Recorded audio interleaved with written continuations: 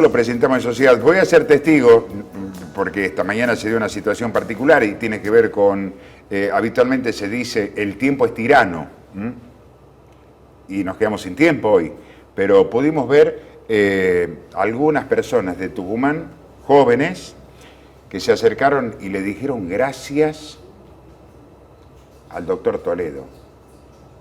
Nada más ni nada menos. Fuimos testigos, ¿no? Sí, señor. Doctor. José Roberto Toledo. ¿Quién es Roberto Toledo para aquellos que tal vez no lo conocen? ¿Y qué sucedió con su nombre y apellido y su rol esta semana, Álvaro?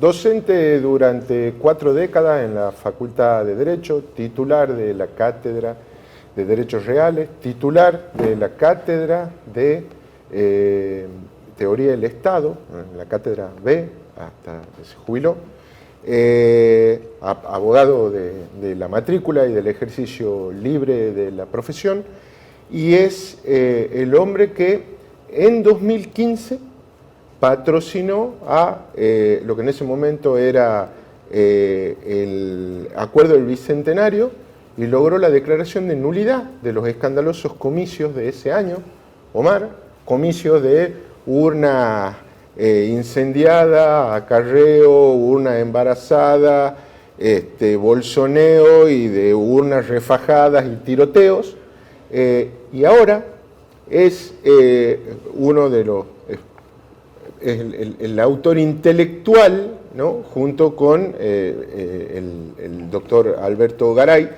el planteo ante la Corte Suprema de Justicia de la Nación para que en competencia originaria el máximo tribunal de los argentinos resuelva si Juan Mansur puede o no ser candidato a vicegobernador de Tucumán, y la Corte ha entendido que hay mucha razonabilidad en ese planteo impugnatorio, así que como medida cautelar ordenó suspender los comicios de este domingo.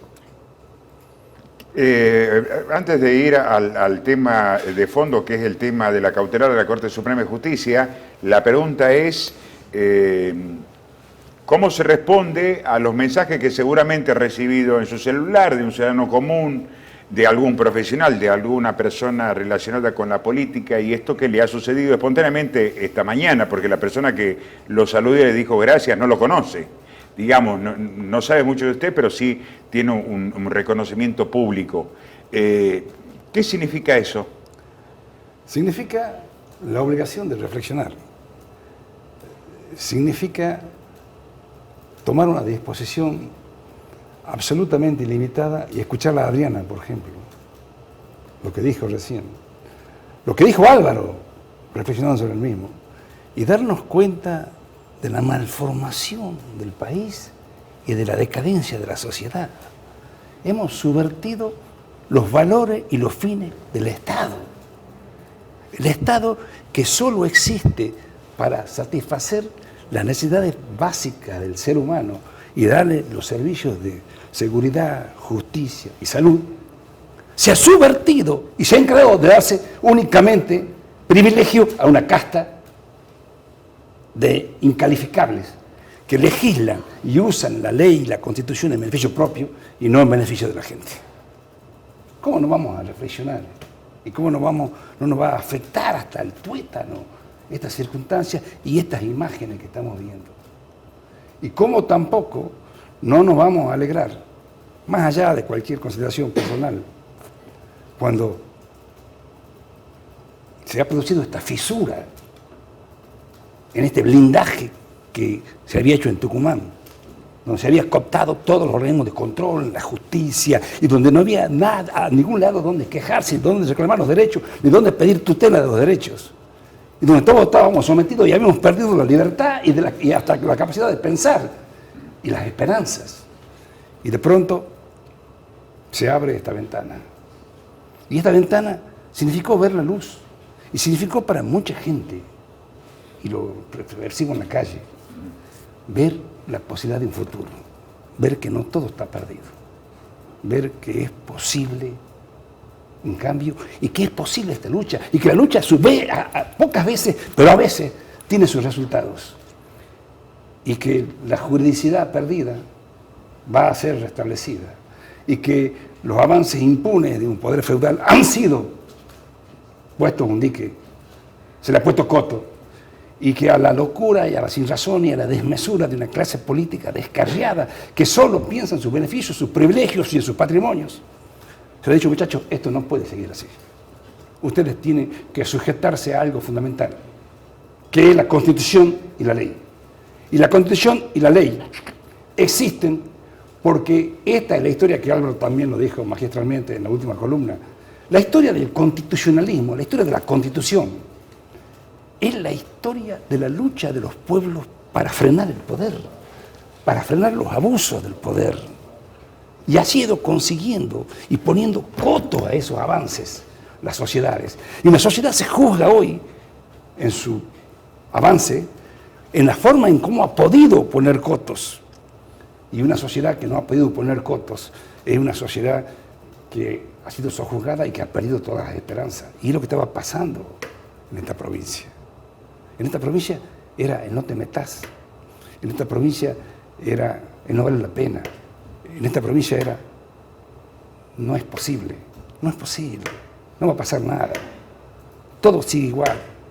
¿Para qué? ¿Cómo para qué, señores? Para esto, para abrir esta ventana. Y yo espero ahora que todos aquellos que con lágrimas algunos, con sonrisas otros y con un particular sentido de euforia al ver la posibilidad de un renacimiento de la institucionalidad, empiecen a militar más seriamente, porque la República está llamando con su voz silenciosa, está llamando a todos los que quieren vivir en una república decente y en una civilización adulta, está llamando a que peleen por ella, por el convencimiento de que el restablecimiento de la institucionalidad no es una cuestión abstracta que importe a un grupo de gente. Es ponerle coto a este poder desmedido, es ponerle coto a los poderes salvajes, es restablecer los fines del Estado, que la seguridad, la salud y la justicia sean la principal actividad, y que no haya una legislatura con 36.000 millones de presupuesto, que no haya un tribunal de cuentas postrado, que no haya un sistema clientelar y prebendario como el que se ha instaurado en la provincia, donde el manejo de la caja es el que produce el sometimiento de la voluntad y conscientemente se ahonda la pobreza y se ahonda la dependencia para tener los rehenes, para evitar su crecimiento y para que no ansíen siquiera la libertad. Por aquello que decía Sartori, que yo se lo dije varias veces, porque el que no puede decir lo que piensa termina por no pensar lo que no puede decir. Y por eso quieren un discurso único, y por eso quieren acallar las voces, y por eso quieren acallar a los opositores, y por eso hemos sido denunciados y seremos perseguidos, los que levantamos la voz y los que nos ponemos firmes frente a esto, los que queremos recuperar los valores de la decencia cívica, los que queremos vivir simplemente en una sociedad normal, donde haya respeto, donde haya derecho, donde haya una constitución, y digamos, señores, esto hay que respetarla. Y qué vergüenza, Omar, la Corte de la provincia, qué vergüenza que la Corte de la Nación los haya tratado como lo ha tratado, con total justicia. Porque le dicen ni más ni menos, muchachos, han sido serviles, han sido obsecuentes, han dejado de ser jueces de la República para convertirse en jueces del gobierno, y en consecuencia no son jueces, han perdido la calidad de jueces, la calidad esencial de jueces. Porque un juez que no pelea por la vigencia de la Constitución, que no pelea por la vigencia de la República, que su misión es adecuar y consentir la voluntad del caudillo de turno, no es ni siquiera juez, es un sicario, es un mercenario, es un comisario puesto por el poder político. Y esto hay que terminar, Omar. Álvaro, esto es lo que tenemos que entender. Y la Constitución, señores, no es una cuestión que no nos pueda interesar, es fundamental. Decía un autor, la Constitución es el chaleco de fuerza que teje una sociedad en épocas de serenidad para evitar los desbordes en épocas de desmesura. La Constitución es la que pone los límites y la justicia es la que debe poner los límites porque es la que debe asegurar la vigencia de esa Constitución. Es la que debe asegurar la inalterabilidad de los derechos, la que debe poner claramente que no hay poder que esté por encima de la ley y que ninguna arbitrariedad, ninguna desmesura, ningún capricho, ni ninguna confabulación puede desvirtuar lo que es el pacto fundamental en el cual un pueblo se ha reunido para vivir en paz, en armonía, para crecer y para respetar sus derechos. Y más, aparte de lo que dice Álvaro, de la subversión de los fines y de la restitución de los fines, la escala axiológica esta, no puede ser que la casta política gaste miles de millones de pesos en beneficios personales, en privilegios, y no se destinen a seguridad, salud y educación. Porque también se ha desvirtuado el otro gran parámetro, el otro gran basamento de una vida social sana, y es la meritocracia. ¿Para qué hemos estudiado? Decía Adriana. Los que hemos estudiado, decía Álvaro. Los que se han sacrificado. Los que han apostado por el esfuerzo.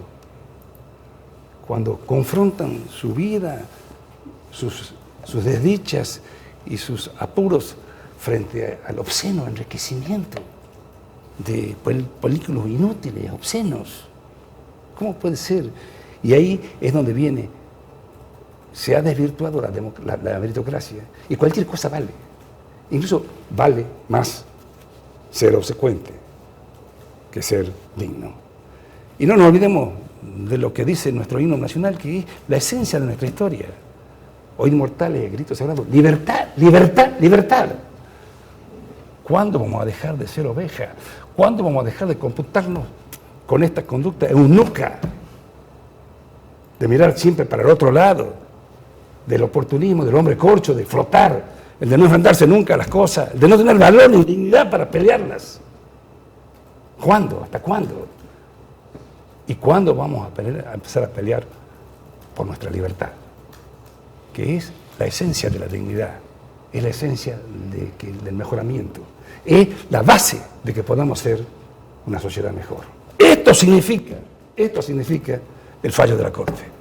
Esto significa esa luz de esperanza, esa ventana abierta. Tucumanos, de ustedes, depende de cada uno de ustedes, que esa ventana no vuelva a cerrarse.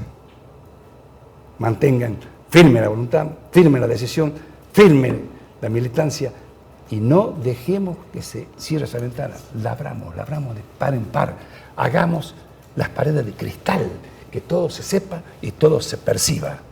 Y juramentemos que vamos a pelear por la libertad y por la vigencia de la ley y de la Constitución. Me acordaba mientras lo escuchaba al doctor Toledo del último artículo de la Constitución del año 3, de una de las primeras constituciones francesas después de la Revolución. Tiempo en el que las constituciones tenían 400 artículos, es decir, se trataba de poner absolutamente todo por escrito en ese comienzo. Bueno, el racionalismo imperante. Y decía, el pueblo francés deposita la presente Constitución en la fidelidad del cuerpo legislativo, del directorio ejecutivo, de los administradores y jueces, a la vigilancia de los padres de familia, a las esposas y a las madres, al afecto de los jóvenes ciudadanos, a la cordura de todos los franceses. Así es, así es. ¿No? Mirá lo que es el constitucionalismo primigenio de la modernidad, ¿no? Es decir, esta constitución es para el pueblo. A ustedes le encomendamos la constitución. Obviamente, ustedes son los tutores, los beneficiarios, los tutores de esto. Noruega festeja 4 días seguidos el Día de la Constitución, es la fiesta más importante de Noruega. Aquí el 1 de mayo fue el Día de la Constitución. ¿Quién se acordó de eso? Se acordaron de comer asado. Muchachos, es hora que nos arremanguemos, es hora que arremanguemos la conciencia, no solamente la camisa, la conciencia, y pongamos manos a la obra. Vamos a reconstruir la República, vamos a reconstruir la sociedad, vamos a reconstruir la provincia. Es posible, cuando se tiene decisión y se tiene buena fe. Y lo vamos a hacer. Sí, de verdad. José Roberto, contale a los tucumanos cuál es el planteo central de la causa que tomó como competencia originaria la Corte. Digamos, decir, ¿por qué,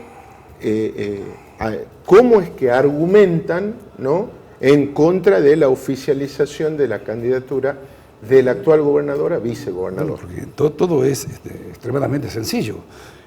Mansur hace 16 años que es gobernador y vice, y la Constitución no le permite ser vicegobernador. Eso está absolutamente vedado, en consonancia con la doctrina de la Corte Interamericana de Derechos Humanos y de la Comisión Interamericana de Derechos Humanos, que usted sabe que por el artículo 75, inciso 28, todos los tratados internacionales tienen vigencia y valor constitucional dentro de nuestro país.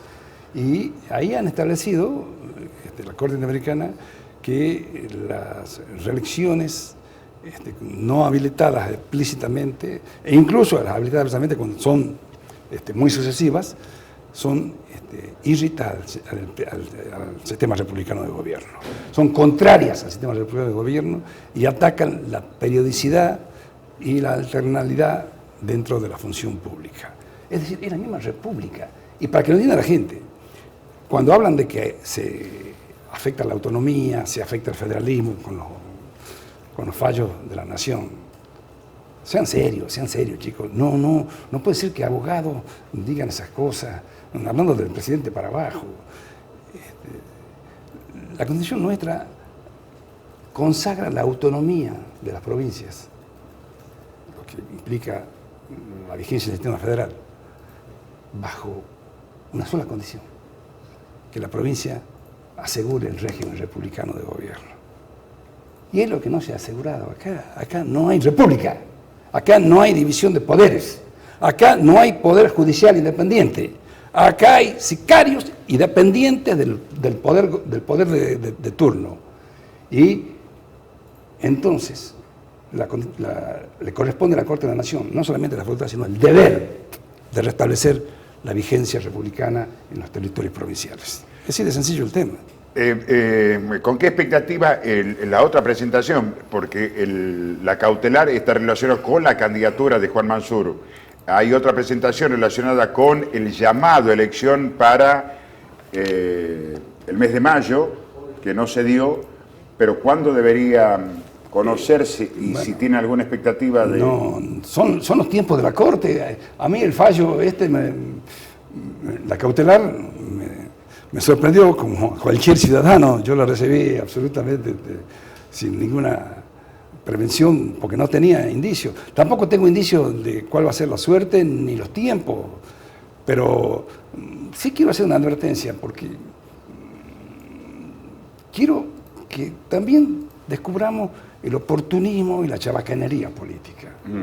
Cuando la oposición salió a pedir que se vote parcialmente, que se vote el domingo, señores, si la oposición había pedido que voten dos meses antes, no, seamos serios, o es 2 meses antes o cuando les conviene a ustedes, es 2 meses antes. Esta es la posición, y cuando fijamos una posición seamos coherentes si en realidad estamos actuando en defensa de la Constitución de la República y no en búsqueda de intereses personales. Viene esta aclaración, ¿no?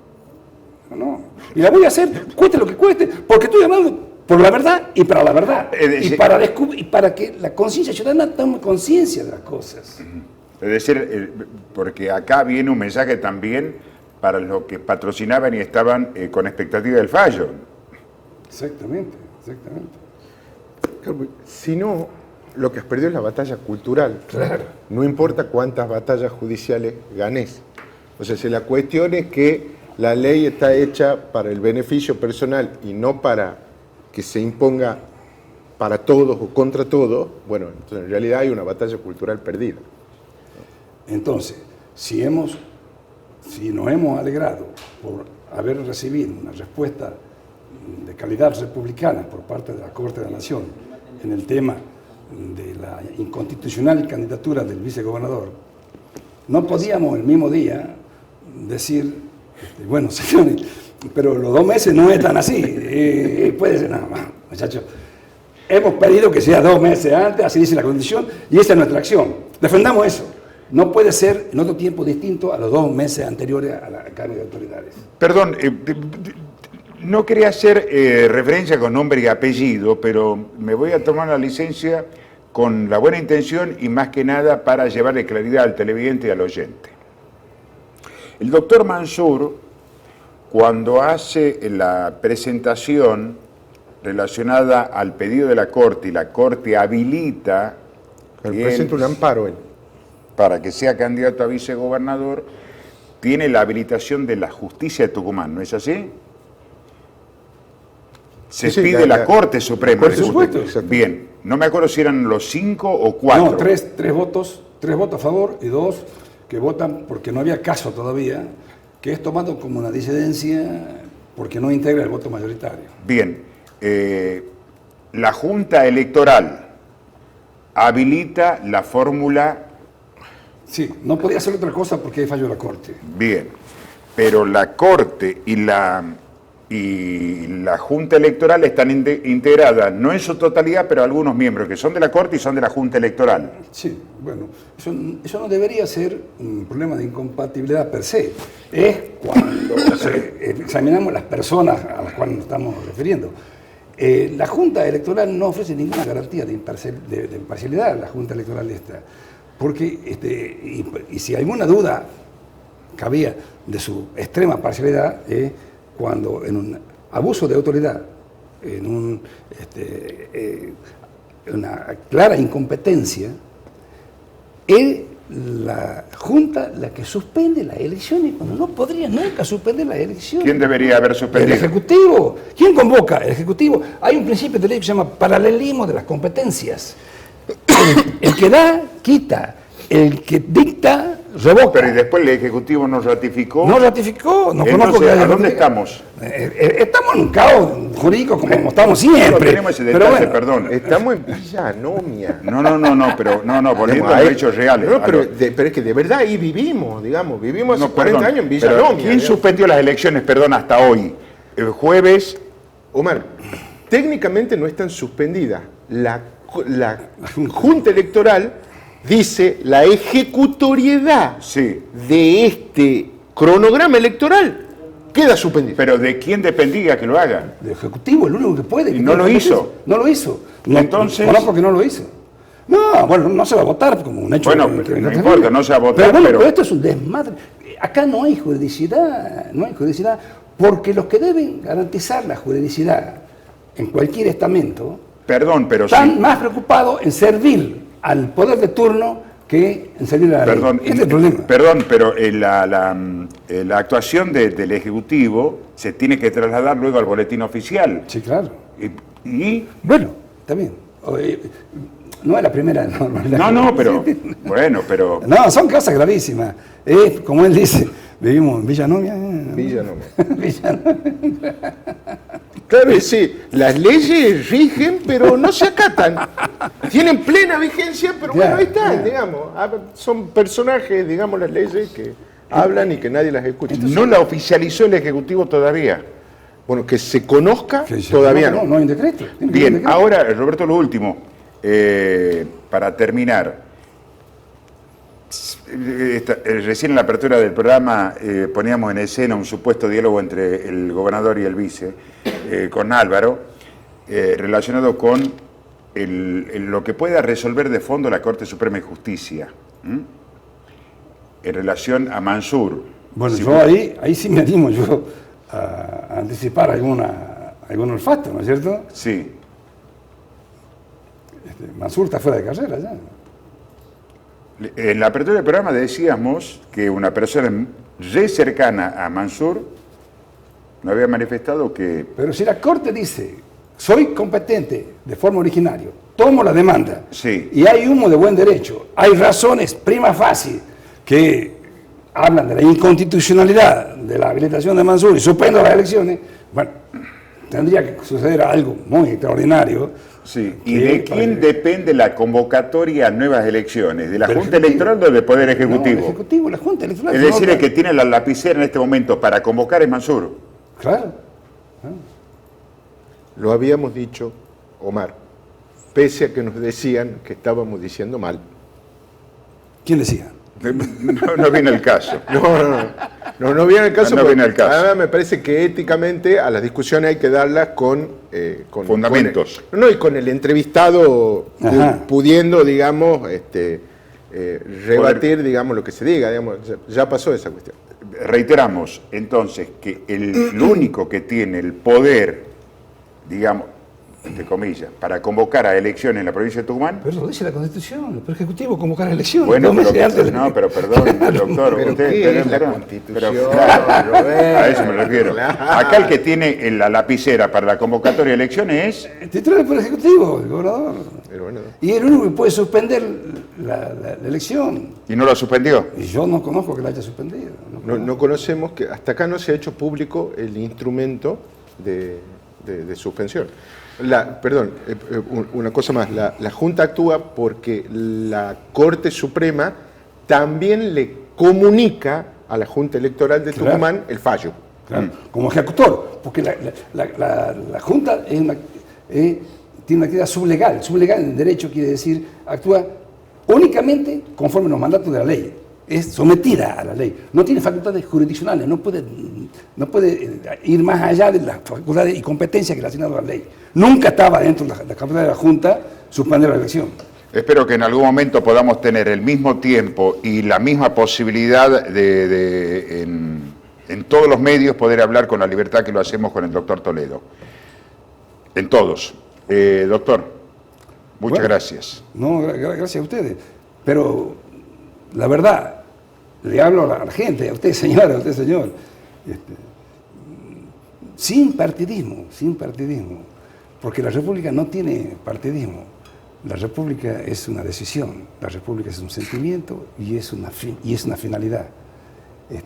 Peleen por ella, aprovechen esta circunstancia, esta ventana que se ha abierto. La institucionalidad es la base de la recomposición social, la base del crecimiento económico, la base de la seguridad jurídica, la base de la convivencia, la base de terminar con los privilegios, la base de afianzar la meritocracia y terminar con la caquistocracia imperante, el gobierno de los peores. Es la base, la institucionalidad es la base de una sociedad moderna, decente y que actúe conforme a las normas de la civilidad. Gracias. Gracias a ustedes.